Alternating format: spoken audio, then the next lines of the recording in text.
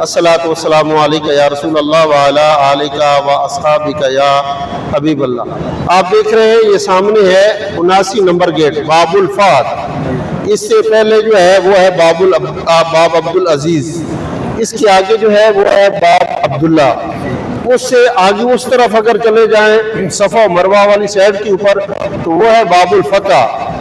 اب یہ ترکی حکومت تھی تو اس وقت یہ باب عبدالعزیز باب ابو بکر صدیق تھا، یہ باب الفات جو ہے یہ باب عمر تھا، یہ باب عبداللہ جو ہے یہ اس وقت باب عثمان غنی تھا، باب فتح جو ہے یہ اس وقت باب مولا مرتضی علی کرم اللہ وجہ الکریم تھا۔